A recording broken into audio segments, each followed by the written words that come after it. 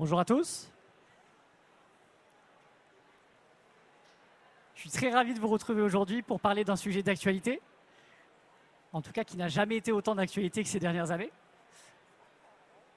Comment délivrer de la qualité avec des budgets de formation qui stagnent ou qui se réduisent. Mais vous le savez sûrement mieux que moi, des budgets qui stagnent, en période d'inflation, c'est des budgets qui baissent. Et donc l'objectif, c'est qu'on puisse voir ensemble comment vous aider pour tout de même délivrer de la qualité à vos apprenants de la meilleure des manières pour 2024. Et tout marche bien en plus, donc on est royal. Je m'appelle Théo, je travaille chez Exos depuis un peu plus d'1 an. Et on est là aujourd'hui pour une vingtaine de minutes. Je vais essayer de vous laisser 2 minutes à la fin si vous avez des questions. Et n'hésitez pas. On va tout d'abord commencer par une petite question à main levée, comme ça. En 2024, comment évolue votre budget de formation? Ceux pour qui le budget augmente, levez la main. Ceux qui baissent et ceux qui stagnent. Ok. Je crois que vous avez bien fait d'être là aujourd'hui. Et c'est conforme à ce qu'on voit sur le marché depuis un peu plus d'1 an. Tous nos clients à qui on parle ont ces enjeux-là, de près ou de loin, ou vont les avoir dans les mois à venir. L'objectif, c'est qu'on va aujourd'hui ensemble comment tirer le meilleur de cette période, tout en préparant l'avenir. Parce que malgré l'inflation, malgré les baisses de budget, on sait qu'il y a des compétences qui vont évoluer. Si vous étiez tout à l'heure avec Guillaume dans la salle de conférence, on voit que 40%, plus de 40% des compétences vont évoluer, vont disparaître dans les prochaines années à cause de l'IA, à cause de grandes mutations technologiques, à cause de changements structurels dans l'économie. Et donc, c'est de plus en plus important de former. Et pourquoi il faut amplifier aujourd'hui ces efforts de formation en ayant des budgets de formation restreints? C'est antinomique, mais c'est nécessaire pour améliorer le bien-être de vos salariés. Les changements structurels qu'on vit aujourd'hui, technologiques, entraînent du stress. Se former, c'est améliorer son bien-être. Si on améliore le bien-être des équipes, forcément, on va les fidéliser.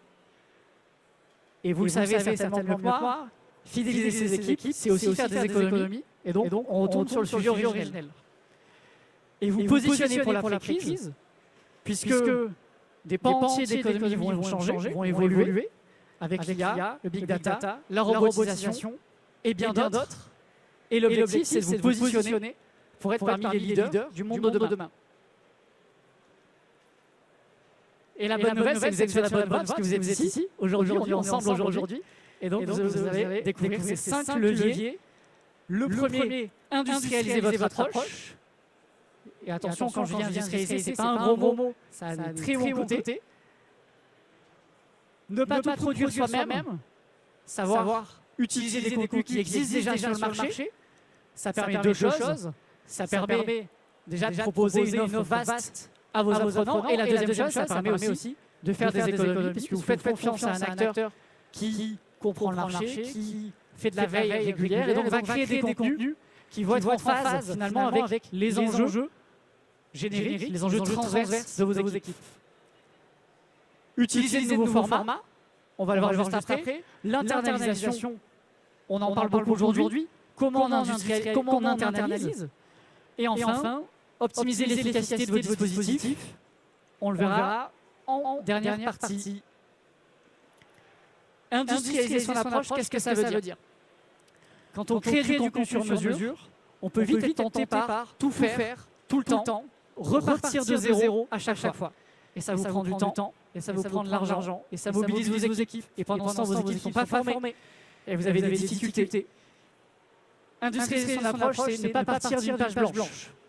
C'est avoir des gabarits, c'est avoir des outils, des boîtes à outils, des choses qui vont vous permettre d'accélérer votre approche et également de la scaler. J'utilise un petit anglicisme, navré pour ceux qui n'aiment pas. Ça va vous permettre de produire plus avec moins. Des process.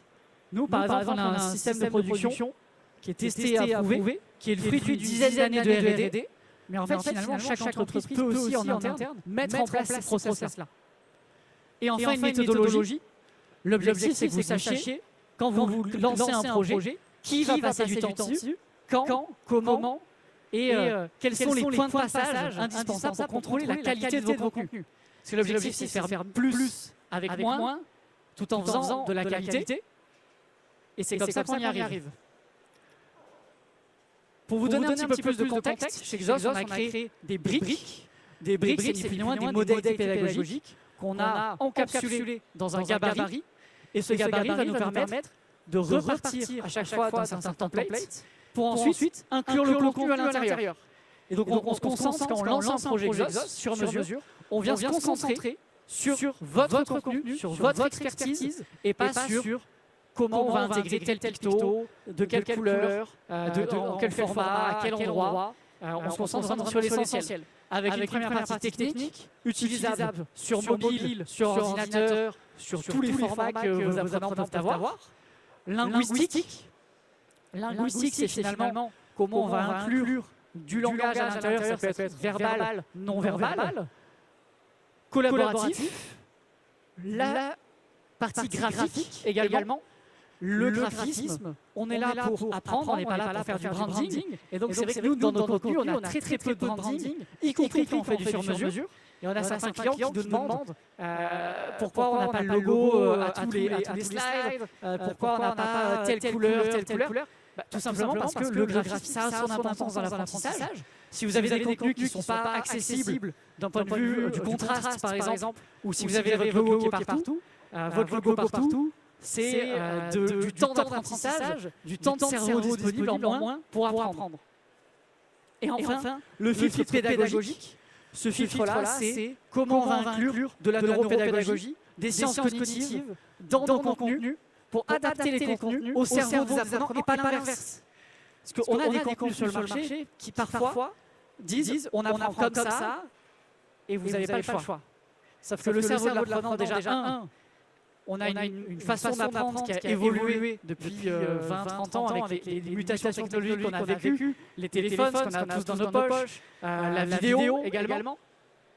Et donc l'objectif, c'est que vous puissiez avoir l'ensemble de ces strates-là qui servent un seul et unique but, l'apprentissage, la mémorisation et la participation. Comment on met en place ces briques? Je vous le défile rapidement, ce n'est pas notre objectif aujourd'hui, c'est pour vous montrer ce qu'on en a fait. Je vous mets l'ensemble de ces formats, si vous voulez prendre une petite photo, c'est toutes les briques qu'on propose pour créer des projets sur mesure chez Exos, avec du micro-learning, avec du motion design, du fast learning avec de la vidéo. On a également du booster pour venir apporter de la connaissance au fil de l'eau. On a de la réalité virtuelle, des formats innovants, des choses qui vont vous permettre de créer votre parcours sur mesure avec des modalités qui vont venir mixer et qui vont permettre de créer des parcours réellement performants. Je vous le disais, on a la partie sur mesure, ok, on met en place des process, on standardise, on industrialise, on produit plus avec moins. Mais finalement, il y a une autre question, c'est est-ce qu'on est obligé de tout produire? On n'est pas obligé de tout produire. Par exemple, si vous voulez former vos collaborateurs sur la communication non violente, la communication non violente, que vous soyez dans le secteur médical ou dans le secteur de l'automobile, c'est exactement la même manière de communiquer. Vous n'avez pas besoin d'adapter la communication non violente à votre organisation. Et donc, l'objectif, c'est de récupérer sur étagère des contenus non spécifiques. Ce qui va vous permettre d'avoir des réductions de coûts et de proposer très rapidement. Chez nous, on peut déployer un catalogue chez un client en moins d'une semaine. C'est vous dire, vous ne pourrez jamais créer des contenus dans la quantité qu'on a dans notre catalogue en une semaine, c'est impossible. Et ces contenus-là, avec une méthodologie également, l'objectif, c'est de savoir si ce que vous voulez construire en interne apporte une réelle plus-value par rapport à ce que vous pouvez trouver dans un catalogue déjà conçu.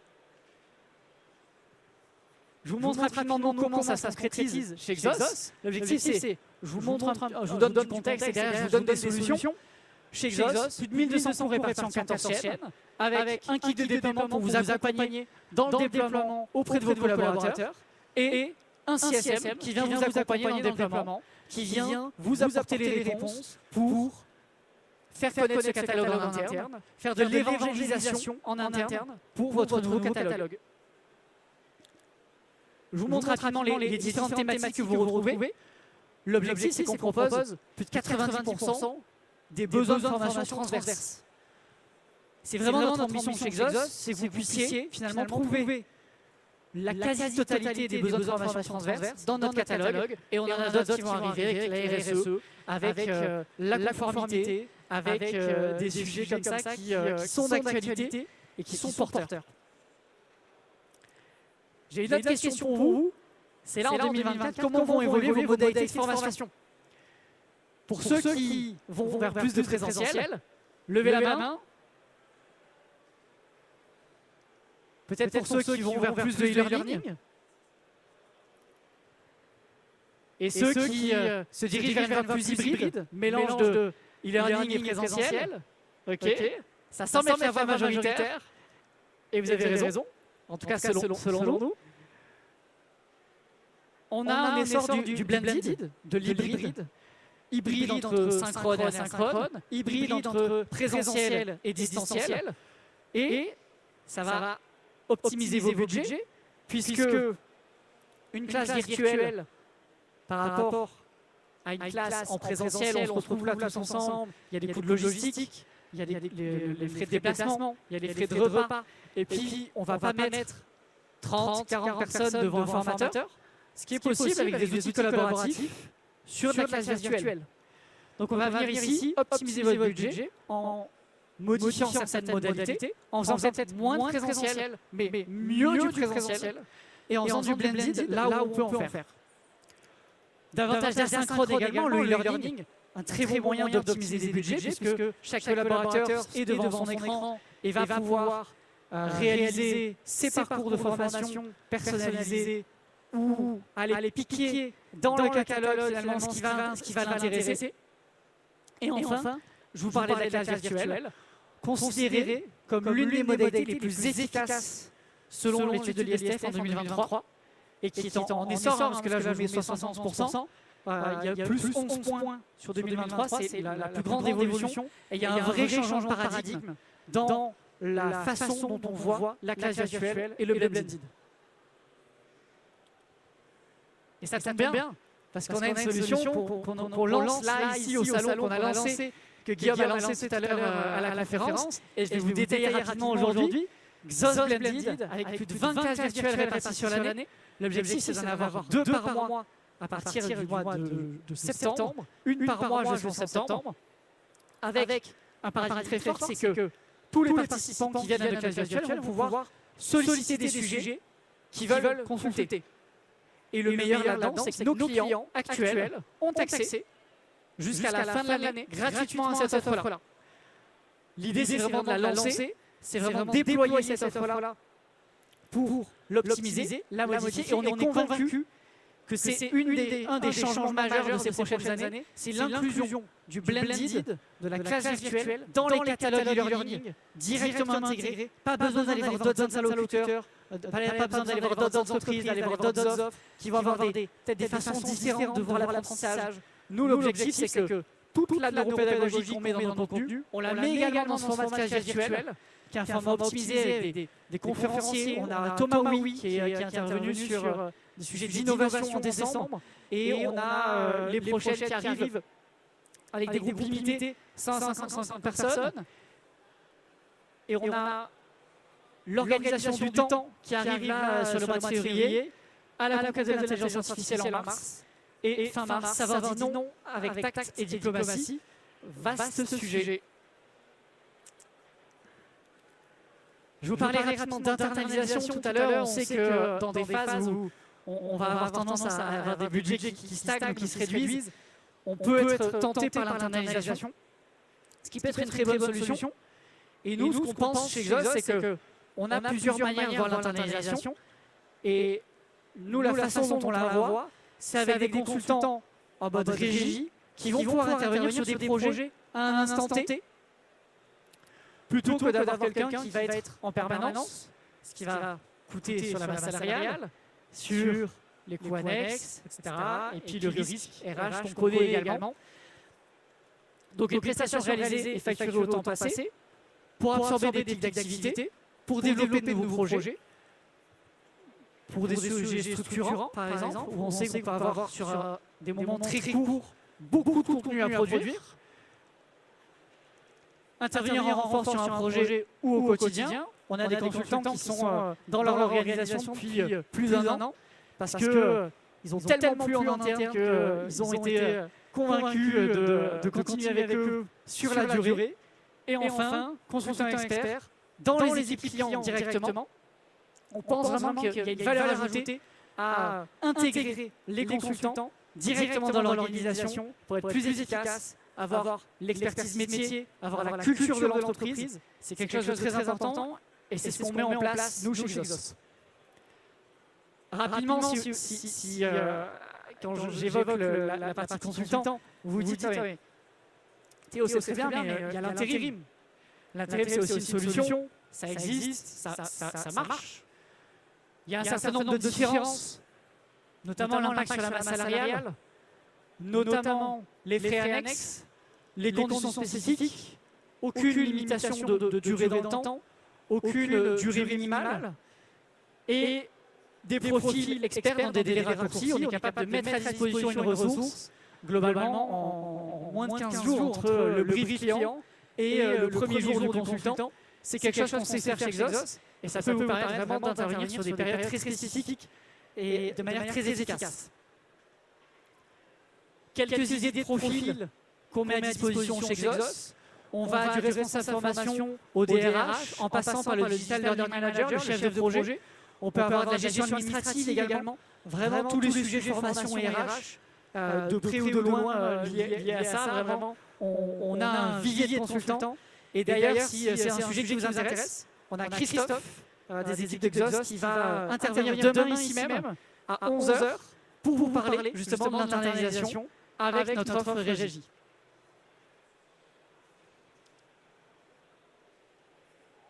On va parler d'optimisation de l'efficacité des dispositifs. Restez agile. Quelques conseils. Restez agile. L'agilité, c'est indispensable au quotidien. Mais en période incertaine, en période de réduction de budget, c'est indispensable. C'est indispensable et c'est même vital. L'agilité, qu'est-ce que c'est? C'est se tenir prêt à changer de pied, à changer d'appui en fonction du contexte, en fonction de l'évolution des besoins de formation, en fonction des enjeux stratégiques de l'entreprise, de ne pas rester planté sur nous, chez nous, on fait du présentiel, ou alors on fait du e-learning, ou on fait du blended. Peut-être qu'à des moments, le présentiel va être plus important et plus efficace. Et à d'autres moments, le e-learning sera la modalité à déployer. Mon conseil, restez agile. Pensez digital de manière générale, dans la production de vos contenus, dans les formats, dans votre organisation. Mesurez l'efficacité, collectez du feedback, mettez en place des tableaux de pilotage, des tableaux de bord, formez sur les sujets prioritaires, peut-être hiérarchiser les sujets sur lesquels vous souhaitez former, et faites ça en bonne intelligence. L'objectif, c'est continuer ce qui fonctionne, questionnez-vous sur ce qui marche moins, ou questionnez-vous sur ce qui fonctionne, et ce que vous souhaitez qui fonctionne encore mieux. Parce qu'on a tendance à se concentrer sur ce qui marche moins, à se dire on va améliorer ce qui marche moins, et souvent, on ne vient pas appuyer sur les points forts. Et donc ça, c'est mes 3 conseils. Restez agile, pensez digital, mesurez votre efficacité. Un petit peu de promo, il en faut tout de même. Les 4 raisons de choisir, un catalogue unique avec des nouveautés récurrentes, des process industrialisés, ça c'est pour la partie sur mesure, gain de temps et d'argent, des formats innovants, le blended, je vous en parlais tout à l'heure, et enfin, fiabilité, 100% de projet, 100% de succès. Et je vous remercie pour votre attention.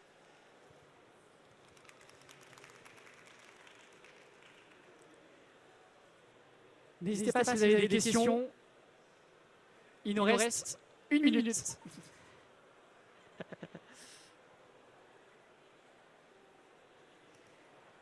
Et si ce n'est pas le cas et que vous êtes intéressé pour qu'on se parle, n'hésitez pas à scanner ce QR code. Ça vous envoie directement vers mon agenda. Ce sera avec grand plaisir.